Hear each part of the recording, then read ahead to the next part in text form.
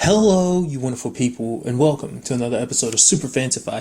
This being a show where I talk about TV shows of the supernatural, fantasy, and/or science fictional genre. For today's episode, I'm going to talk about the latest episode of Falling Water.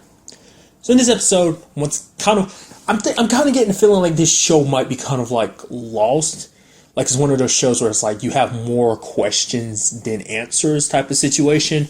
I mean, granted, I was lucky enough, the fact is I was watching Lost all at once on Netflix, so I had the answers kind of at my disposal, just watching this episode, bam, bam, bam. This had to wait week to week, but it's just like, first of all, Tess believes that the little boy that she's seeing in her dream is her little boy, her son. That's why when she found him, she hugged him and everything, and maybe he is, but she kind of lost it when she found out Levi had that, picture of her son on that blue paper, the same blue paper like Taka got picked up last episode, because whatever that is, it seems like it's connected to like Topeka or like that group who's associated with the word Topeka, whatever that may be. It seems like the boy's important in all this, but I don't know whether he's actually Tess's son or not. Because she flipped out because she's like, oh, how do you have this picture? Because as you see on the wall and everything, like every time she dreams about the little boy, she kind of draws the picture out there because she's so sure that that's her son. But she got upset, and then finding out like, oh, Levi got it because he was like, no, I got someone put it in my hands or whatever. So it's kind of like, okay. Because this is her first experience of just seeing it, but it seems like it's connected with the Topeka people. So I'm wondering, is the boy just something in the dreams? That he exists only in the dreams, or does he exist outside of it? Because throughout the episode, we saw those dudes in suits kind of chasing after the boy, while kind of going with him. It's like he's leaving and they follow in suit. So maybe the boy is kind of dreaming too. Maybe he's kind of special in the same regard as Tess, because Bill seems very adamant about keeping her. He set down his ground rules and whatnot, but Levi and Tess kind of broke the rules. But he's like, you know what? I need you to follow the rules. He's like, you know what? He's like, screw it. You're the only one that really matters. I will get rid of Levi if that's what it needs. If that's what you need, I just need you to stay. You're important.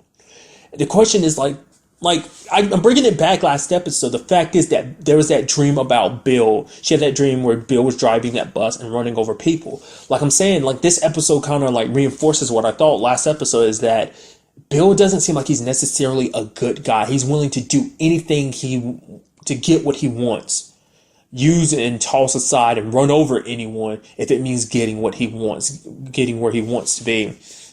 Because, the way they're making it seem like they're like, oh, Andy, who Tess met last episode in the dream or whatever. It's like, oh, yeah, he stroked out and whatnot. But then, like, Bill's in this episode, like, no, he just left. So either Bill's just trying to cover up because, like, there's long repercussions for doing what they're doing for long periods of time. Because we kind of found out a little bit in this episode why Levi's kind of doing what he's doing. I mean, because the point is they're not supposed to kind of talk to each other or get to know each other because it tends to study and whatnot.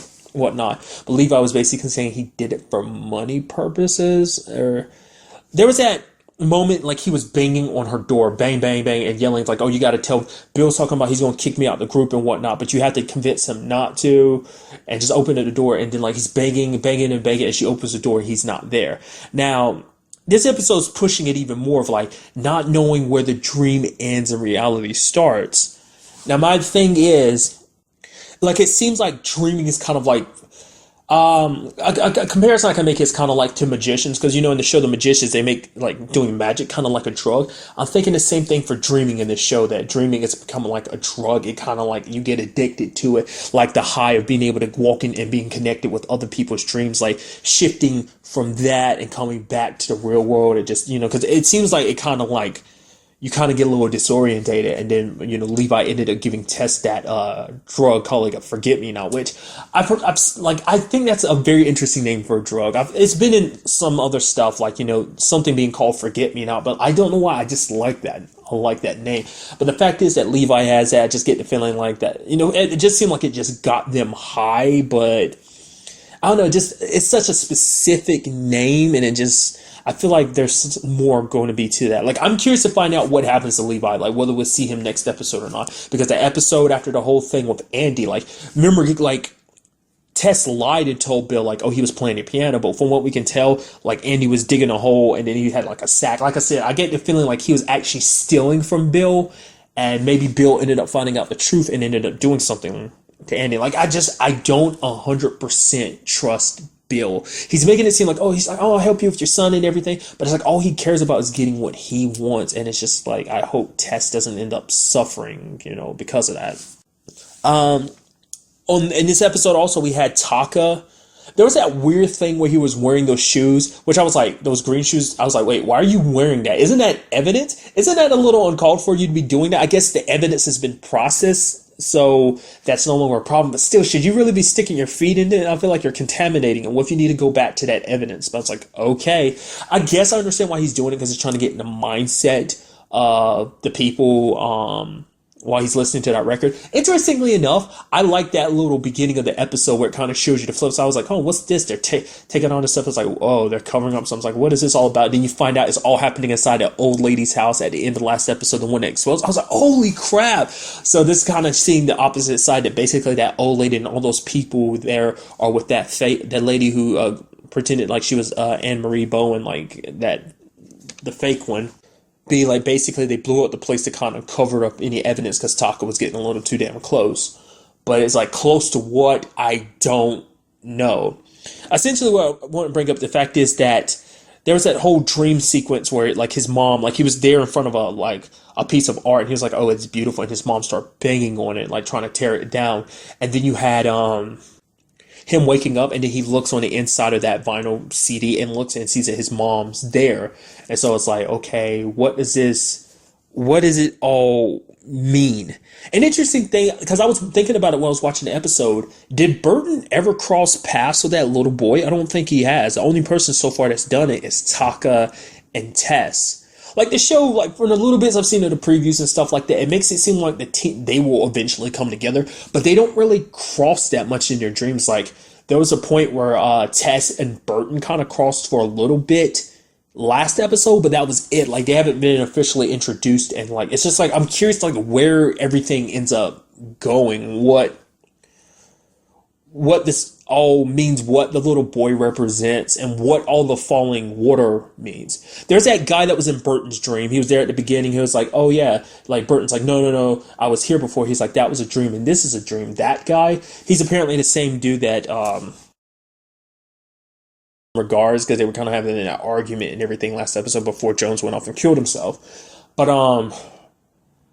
the fact is, at the end of the episode, we see Burton there with his significant other. She's like, oh, I wasn't thinking you were on the show. He's like, oh, I missed a taxi. And we see him at the bar. There's no one else in it, even though it is possibly a dream. And he's smiling because he sees him kind of talking. So I don't know whether like they're manipulating Burton, trying to use her as a means of controlling him.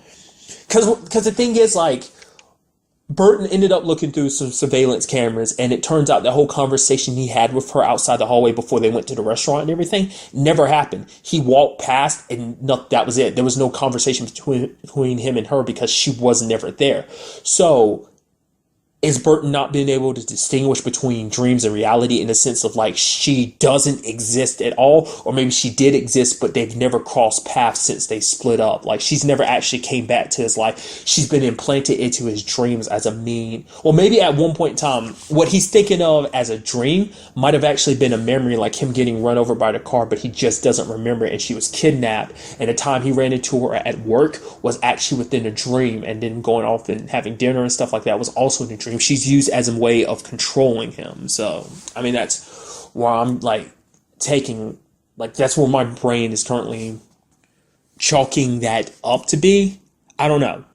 I mean, because we keep seeing the words Topeka, and it's like, I don't know what this is all about. Like, it's like there are many scattered pieces to the puzzle, and it's just hard to even like, it's like you don't even have pieces that are connected. You have them all lined up. You see where they might go, but it's like you still just can't quite piece them together, because it's like, because Burton's looking into Jones because it's like he just, he's still trying to do his job, being like, okay, trying to make sure that Jones wasn't really doing any insider trading. They did bring up the point of like, yeah, Jones almost seemed like he can get inside of people's heads.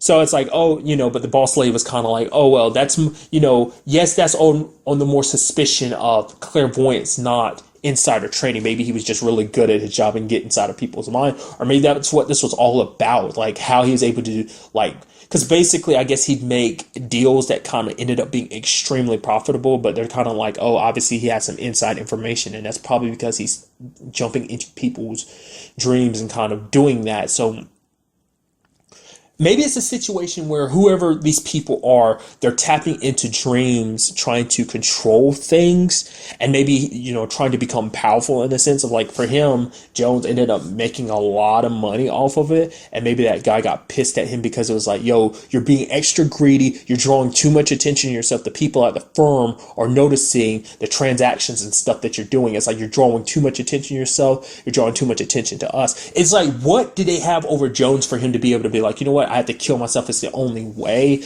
Was it to protect his wife or what? Or was he just too tired of everything that was going on? Because there was an interesting conversation between Burton and that lady. Essentially, last episode, there was a guy who came to Burton. It's like, oh yeah, don't worry about the, what about those texts between me and, it's like, oh, you're a married man having an affair. No, you're a man having an affair with a married woman. I don't know if he's married or whether she was married, but nevertheless, you're having an affair. And basically, he can kind of talk to the woman who had sent those texts and whatnot. He's kind of like, basically, because she brought up the fact is, it's like, you're a bit of a despicable person because you're here trying to destroy a man who's dead. Like, you're going to ruin his life after he's already gone and stuff, kind of besmirch his name and whatnot. And he's like, no, he's just there to make sure that Jones had no information, stuff that could blow back and cause problems for the firm. And she's like, sure, whatever, call it doing your job or ruining a man's name, whatever. And he kind of brings up the fact is, he hasn't brought the tech situation to the firm, because basically saying like, as long as it's not hurting the firm, I don't care. Like, the only reason why the whole tech situation came up in the first place is because you were doing it. Those texts were getting sent to a company phone, so it made it my business. But it turns out it was just kind of a sexing thing. Whatever the case may be, it just, as long, they won't, I'll keep that information to myself. I won't bring it to light. And then there's the whole situation about her burning herself with the cigarettes. And it's like, she's talking about she has a dream about being with a guy, the conversation, the passionate love between them, but she never really talks to him, doesn't even really know him in real life or whatever. And I don't know. I'm not picking up the significance of the dreams. It seems like that type of thing where it's like, as you get further in the series and you rewatch stuff, things that happen kind of mix it. Because I feel like the dreams are trying to explain something to you, but you just don't have the context to really understand what they're trying to say, the meaning behind them. There was that whole situation last episode where Jones was kind of like mugged or whatever the case may be. It's like, it seemed like he might have been picking up prostitutes or something. Or, because he's like, oh, I was meeting with a friend, but he never really explained to Burton what was going on. Like, I don't know whether, like, maybe he was mugged or maybe it was a meeting that he had with someone with this whole Topeka situation that kind of went south. I don't know. It just, like I said before, it's just a very confusing series. I like it. I just don't know what's going on. I'm curious to know whether that boy that's in the dreams, like, obviously the guys in the suit are probably connected to this group. I'm just going to refer to them as Topeka for now, because it's just like, that's their keyword. So maybe that's the name of their organization. I don't know. But I don't even know. I lost what I was going to say there. It's just, I'm really confused. That's really all I really had to say, because I can't really get my head straight. I don't know. Like, if there was something else I wanted to say, it kind of just slipped my mind now. So, very interested to see where things kind of go next week. I mean, hopefully we do get some answers to this whole situation. But like always, till the next time we meet, be happy, be safe, live life to the fullest, and enjoy it. Good day and goodbye.